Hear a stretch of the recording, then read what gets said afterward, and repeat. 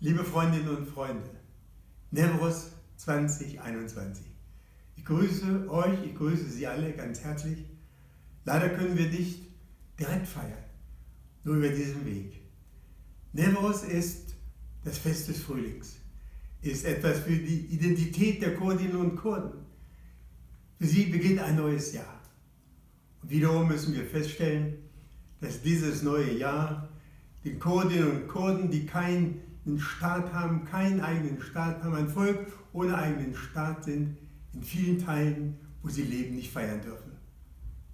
Im Irak nur zum Teil, im Iran nicht, in Syrien nicht und in der Türkei nur unter erschwerten Bedingungen.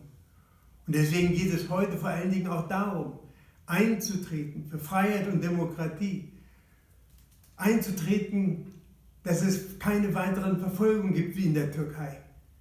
Wenn der türkische Präsident von einem Aktionsplan für Menschenrechte spricht, dann soll er diesen Aktionsplan sofort damit beginnen, dass alle politisch Verhafteten freigelassen werden. Das wäre eine Aktion für Frieden und Freiheit und für Menschenrechte. Aber was erleben wir? Weitere Verfolgung, Verhaftung, Inhaftierung, ohne einen Grund dafür zu haben. Die Menschen können nicht in Freiheit leben.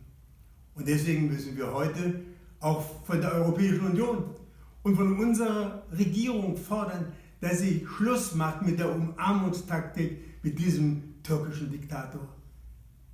Heute wollen wir uns besinnen auf das, was wir vorhaben. Wir werden weiterkämpfen und dazu grüße ich euch, grüße ich Sie alle ganz, ganz herzlich zum Newroz 2021.